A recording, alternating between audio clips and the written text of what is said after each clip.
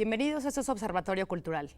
Vamos a hablar hoy de brigadas culturales y del efecto que ha tenido el arte desde Difusión Cultural de la UNAM y conformado con diferentes amigos de Coordinación de Difusión Cultural y de cómo hemos logrado aportar desde el arte, desde la música, desde las artes plásticas, desde la lectura, conformar equipos que multidisciplinarmente han ido a atender a los albergues ahí donde la población nos necesita.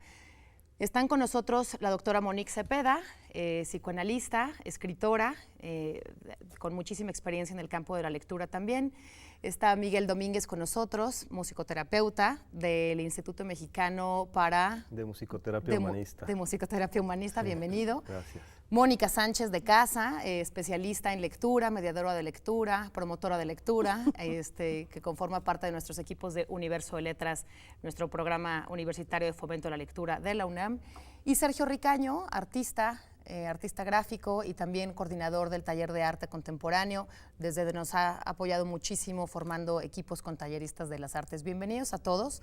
Me da mucho gusto estar entre artistas y gente que ha dedicado su corazón, su inteligencia, sus equipos de trabajo para aportar desde la cultura y desde el arte a esta sociedad que nos encuentra asustada, etcétera. Monique, me gustaría empezar contigo. ¿Cómo estamos los mexicanos después del sismo y qué es lo que nos pasa?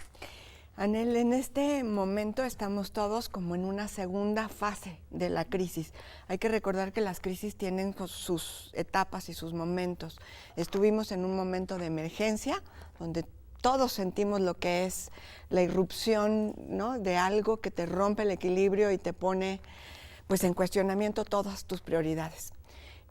Ahora estamos ya en otra fase, en otro momento donde, digamos, el modo sobrevivencia ya no está operando. Tenemos que calibrar mejor nuestras energías, nuestros tiempos para poder seguir ayudando. Hay que recordar que en esta etapa de albergues y de coordinar ayuda, estamos hablando de un maratón, no de una carrera de 100 metros. Claro. Entonces hay que ir como administrando las energías, los tiempos, las fuerzas, los recursos, ¿no? Claro. Creo que todo mundo fue sacudido, eso no nos cabe la menor duda, por supuesto en distintos grados. Pero sí todo mundo tiene que prepararse internamente con herramientas que son invisibles, de tal manera que podamos acercarnos a la gente que está en una situación complicada y que nuestra ayuda sea eficaz. Porque si nosotros nos alteramos, bueno, claro que nos vamos a conmover, ¿no? Pero si nos alteramos, entonces a lo mejor nuestra ayuda, nuestro mensaje, nuestro taller, pues no se cumple. Claro, ¿cuál es el perfil que tendría que tener un brigadista? O partiendo un poco de esta certeza que tú nos ayudabas un poco a prevenir a los brigadistas de Cultura UNAM, a los talleristas de diferentes disciplinas, ¿cómo los preparamos? Es decir, por allá afuera hay un montón de chicos que se pusieron un casco y que solo con casco, con guantes, con boquilla, con unas puntas de casquillo podían entrar a las zonas de colaboración. ¿Cuáles son tus cascos? ¿Cuáles son tus guantes? ¿Cómo protegimos a los brigadistas que se sumaron a Cultura UNAM? Claro, con algunas herramientas muy claras, ¿no?, muy puntuales.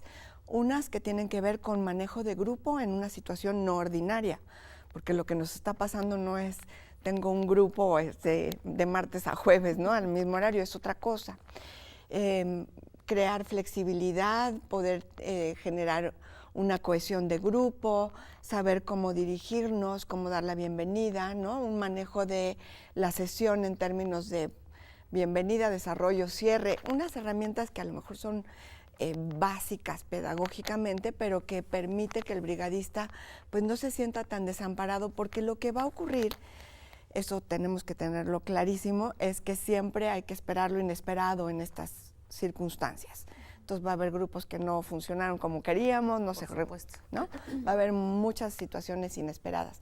Entonces, unas herramientas de manejo de grupo y unas herramientas de primeros auxilios psicológicos, que empiezan por el propio brigadista, como una manera de escanearse cómo está emocionalmente, qué es lo que le está moviendo a él, cómo está su situación en ese momento, para saber si puede o no conducir una experiencia. Esa como primera. Y si hay alguien que requiera contención, pues unas mínimas herramientas de contención, un modo de escucha, un modo de anclar a la persona que está quizás contando algo que emocionalmente la fisura, la rompe, ¿no? La quiebra, de tal manera que la escucha que reciba le permita rearmarse. Y esta herramienta, bueno, es muy puntual, la tarea tiene sus límites, no podemos, no vamos a dar terapia, pero la contención es fundamental y permite que el brigadista se sienta mucho más armado frente a estas situaciones que son todas distintas, todas únicas, ¿no? Pero que estamos hablando de un dolor que pues nos ha tocado de distintas maneras. Y que nos ha tocado a todos, a quien recibe, digamos, el servicio de brigadistas, como las propias historias de los brigadistas, que llevan también sus historias dentro de sí y que nos ha hecho encontrarnos con muchas sorpresas. Mónica, me gustaría platicar un poco, ahondando lo que nos decía Monique, el grupo de ustedes, desde la lectura en la universidad, desde el Universo de Letras, ¿qué es lo que hicieron ustedes? ¿Cómo conformaron sus grupos? Bueno, se buscó que los voluntarios no fueran externos, sino que dentro de la UNAM ya tenemos varios programas de gente que ya tiene experiencia porque muchas veces uno dice, bueno, voy a contar un cuento, es muy fácil contar un cuento, narrar un cuento, pero en realidad no. Entonces tienes que tener ciertas herramientas justamente para que esas historias lleguen de la mejor manera al público, ¿no? Entonces de entrada se convocó a gente que ya tenemos dentro de la UNAM, que ya tienen cierta preparación para este tipo de cosas, para leer en voz alta, para narrar, para generar charlas literarias, para de ahí irnos a la escritura. ¿Como quiénes forman? Por ejemplo, de los grupos que tenemos dentro de la UNAM son abuelos lectores, que mucha gente los conoce, los regaladores de palabras, y dentro de Universo de Letras tenemos un programa de servicio social donde los chicos se están formando como mediadores de lectura y también hacen lectura en voz alta. Entonces básicamente fue como lo más fuerte que se convocó para estar en estas brigadas de cultura, ¿no? Pero bueno, tampoco nos fuimos así nada más, ¿no? Como dice Monique, nos tuvimos que preparar, tomamos una capacitación con Jenny. La doctora Jenny Pavici. La doctora Jenny Pavici, que también justamente nos decía de esta importancia de que nosotros tenemos que ir bien y también como cuando concluimos tenemos que hacer como un limpiarnos, ¿no? de toda esta cuestión que empiezas a recibir que de repente es muchísima información y es información muy fuerte, son historias como muy fuertes, ¿no? Entonces es estar preparados y también cómo lograr esa contención para poderte enfrentar a las historias que ni siquiera te imaginas, ¿no? Claro, Mónica. Antes de irnos al corte, Sergio, ¿cómo trabajaron ustedes desde el Taller de Arte Contemporáneo que convocó el MUAC, junto con otros colectivos, hay que decirlo, ¿no? Está también Alumnos 47 y otros colectivos de talleristas que desde las artes plásticas trabajaron cómo? Pues mira, nosotros trabajamos mucho talleres, ¿no? Que yo creo que eso fue lo que nos dio la posibilidad de hacerlo más fluido, ¿no? Talleres a veces cortos que tienen pues un objetivo muy, muy definido. Entonces, lo que hicimos fue generar un grupo de trabajo, ¿no?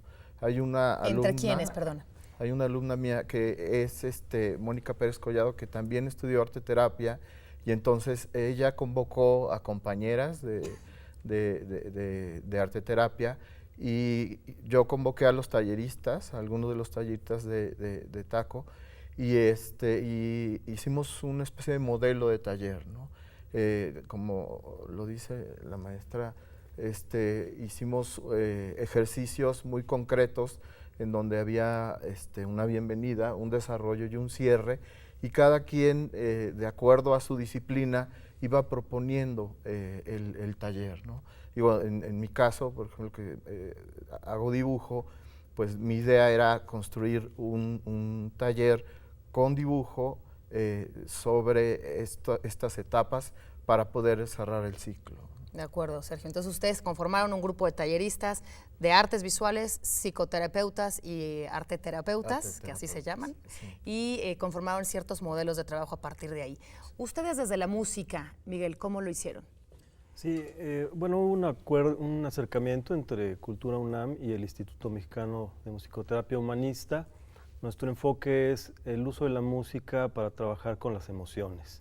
A veces se cree que la musicoterapia es ponme música para relajarme. Nosotros no creemos en eso, creemos que si estás no relajado hay un origen y hay que trabajar con el origen, es decir, empatizar con el estado en que está la persona, y eso lo hacemos a través de la música, además de con nuestra actitud y con nuestras palabras, ¿no?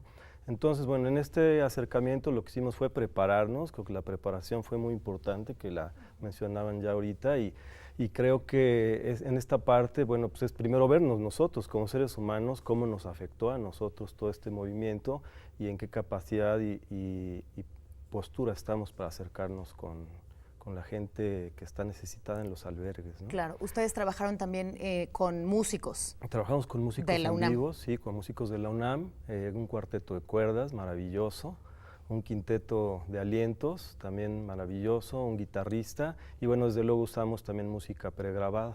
Claro. Antes de irnos al corte, entonces, creo que hasta ahorita lo que nos queda es una serie de certezas. Uno, preparación, todos lo dijeron, esa palabra la escuché en los 4. Preparación, que quiere decir, primero que nada, revisar, como dice la doctora Monique, ver cómo estoy yo antes de entrar a cómo están los demás, ¿no? Partir de esa primera cosa. La segunda es formar equipos multidisciplinares, que veo que todos lo hicimos, ¿no? Para juntar diferentes perspectivas, desde la psicología, desde cada una de las disciplinas, como lo dice Sergio, y la manera en la que integraron alumnos, no alumnos convocados aleatoriamente, sino ya un alumno que tiene una trayectoria.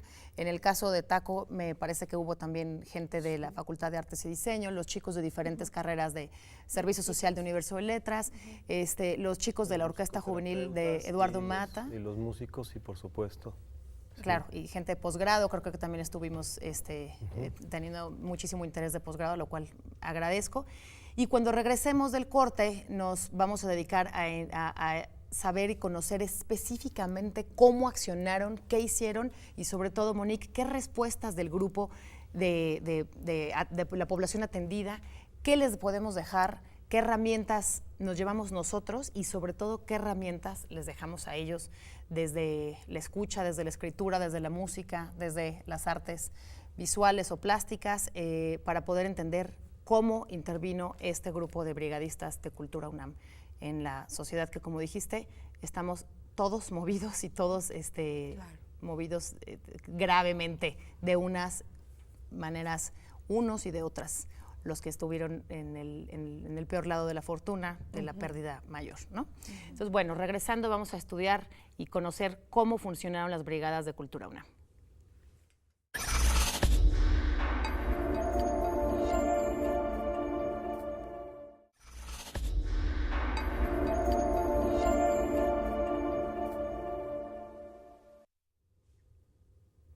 Estamos de regreso en el programa dedicado a Brigadas de Cultura UNAM. Esto es Observatorio Cultural. Continuamos entonces hablando de cuál es el efecto de la cultura y el arte en estos términos de la población después del sismo. Mónica, me gustaría mucho que nos contaras qué pasó, cómo ya conformaron estos grupos que nos dijiste, ya supimos quiénes son, cómo los conformaron, cómo estaban capacitados. Luego, ¿qué pasó? Bueno, empezamos a ir a los albergues y se creó también un cierto modelo de cómo llegar e intervenir en los albergues. De entrada era como regresar a esta parte básica que tenemos, que es la respiración, como que hacer algunos ejercicios de gimnasia cerebral con la gente para estirarnos, respirar y estar listos para escuchar el cuento, ¿no?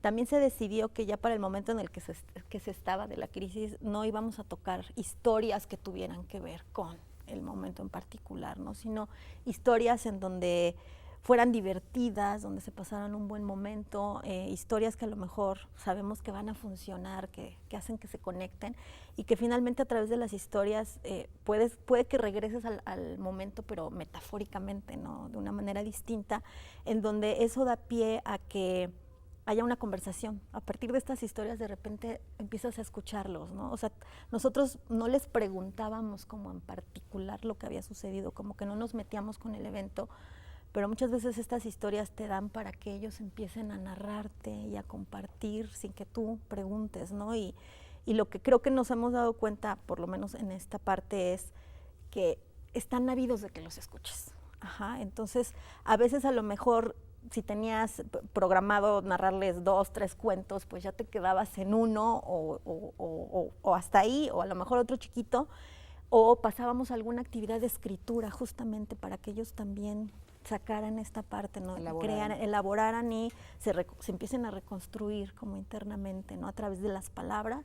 Entonces, creo que básicamente es eso, ¿no? Finalmente trabajamos con las palabras y todo era alrededor de las palabras, ¿no? Y cómo hay cuentos que detonaban, y hay veces que a lo mejor ni te imaginas que ese cuento va a detonar algo, pero les mueve. O sea, creo que hay muchas maneras de que les muevan y eso ya daba pie para que compartieran, ¿no? Y creo que también nos dimos cuenta, como decía Monique, que de repente ya estás ahí y es algo demasiado fuerte y a lo mejor hubo compañeros que no pudieron, ¿no? O sea, por eso también una característica fue que íbamos en parejas, siempre ir acompañados, porque es como este soporte en donde si de repente tú sentías que, uy, ya no puedo, pues entraba tu compañero a claro, y incluso hacerte ahora el quite, me ¿no? contabas Ajá. que los compañeros de la Facultad de Psicología y Trabajo Claro. Social van a Sí, sí, sumarse sí. también para Creemos, acompañarlos. finalmente fue importante porque incluso en algunos lugares pensaban que éramos como terapeutas, ¿no? Y les decíamos, no, o sea, finalmente dentro de la UNAM hay otra brigada que es de psicología, pero por suerte ya vamos como en equipo también, ¿no? O sea, van los narradores y va gente de trabajo social o gente de psicología para justamente apoyarnos en esa parte, ¿no? De acuerdo. Sergio, ¿cómo trabajaron ustedes desde las artes plásticas? Pues mira, como te decía, para nosotros era importante hacer un equipo de trabajo, ¿no? Y conformarnos así ya, nos juntamos, nos reunimos y después empezamos a hacer los grupos, ¿no? O sea, la idea era un tallerista que coordinara el ejercicio, un arteterapeuta que estuviera observando lo que estaba sucediendo alrededor del ejercicio y 2 alumnos que estuvieran apoyando, ¿no? Que estuvieran interactuando con la gente. Digo, la cercanía, sí bien, fue muy interesante, ¿no? Digo, la verdad estamos acostumbrados a tratar con alumnos, pero digo, ya estando en esta situación, pues tienes que estar controlando toda la situación emocional de la persona con quien estás interactuando, ¿no? Porque yo tuve una anécdota con una chava que estaba dibujando. Mi ejercicio consistía en hacer un superhéroe, ¿no? Que pusieran y dibujaran todo lo que, los aditamentos, los poderes y describieran. Luego, en otro, como a manera como de novela gráfica, en la misma hoja, hicieron un recuadro de un objeto perdido, ¿no? Entonces ya describían el objeto con detalle y después que el superhéroe rescatara el objeto, ¿no? Como a manera de cierre en este ciclo de ejercicio, ¿no? Digo, es un ejemplo el que yo hice, cada uno de los talleristas planteó uno. Pero esta chavita tenía un hijito ahí, Manuel, que estaba interactuando ahí ¿Cómo también. de qué edad la chica? Hijo, como de unos 22 años, y un niñito como de 2 años, ¿no? Entonces, de repente yo le digo, bueno, haz un superhéroe. Digo, no, es que yo soy el superhéroe. Digo, así como soy, como estoy, yo soy superhéroe. Y que le digo, órale, muy bien, ¿y por qué? Digo, porque yo tengo el superpoder de cuidar a mi hijo, ¿no? Entonces le dije, pues está padre, entonces dibújate a ti como eres, luego dibújate a ti junto a tu hijo y luego dibuja a tu hijo cuando esté grande contigo, ¿no? Entonces hizo ese desarrollo, pero al final ella puso al hijo solo, ¿no? Como diciendo… Independiente. Independiente y ya grande, ¿no? Ya. Entonces, ay, como que sí estuvo fuerte porque te das cuenta que ella misma no negaba un poquito la fantasía, diciendo que la realidad era más fuerte y que ahí estaba ella como heroína, ¿no? Sí. Ese fue un ejercicio y una cosa que a mí también me dejó algo muy, muy padre, ¿no? Y yo lo que decía sobre qué podemos dejar, creo que a mí me gustaría, hemos sido, con permiso de las personas que han participado, haciendo un acopio de dibujos, ¿no? De desarrollo, y a mí me gustaría luego hacer un manual, ¿no? de cómo se plantearon los ejercicios, de cómo se desarrollaron, y dejar eso también como un documento de esto, pero también como un aprendizaje que quizá luego se pudiera aplicar, ¿no? Para otros casos. Para otros casos. En este caso, pienso, Mónica, ustedes estaban con un grupo que les escucha y que luego habla. Tú estás en un grupo que tiene que usar un lado del cerebro específico para crear este superhéroe y sus objetos perdidos, lo cual es súper lastimoso. ¿Cómo funciona la música aquí?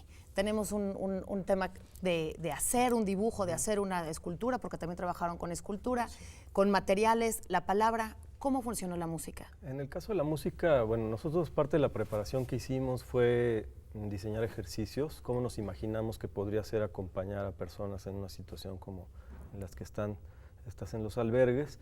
Y desde luego, bueno, pues también estar preparados para que hubiera modificaciones que no pudieran llevar al pie de la letra lo que teníamos planeado.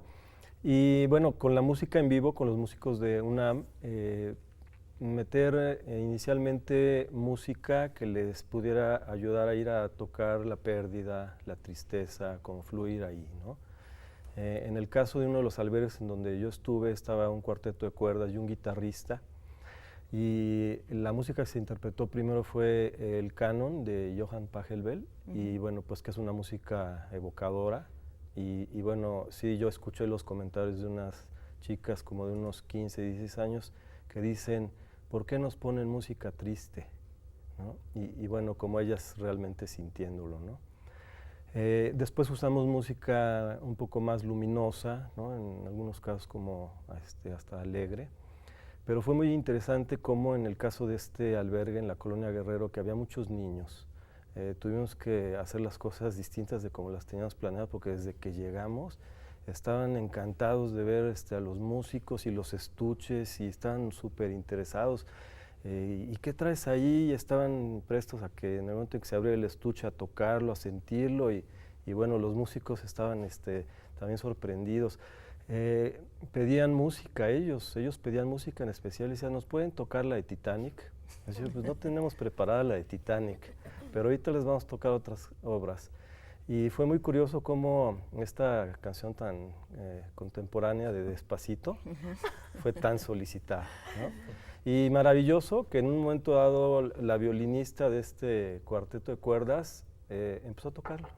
Y los demás músicos la voltearon a ver así como en serio y se pusieron a seguirla. Y los niños a coro eran como unos 10 o 15 niños cantando y unos hasta bailando.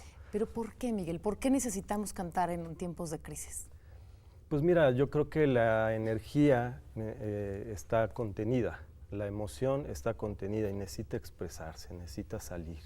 Y la música entra por la puerta de atrás. Aunque tú pongas barreras hacia el sonido, la música te toca y facilita la salida.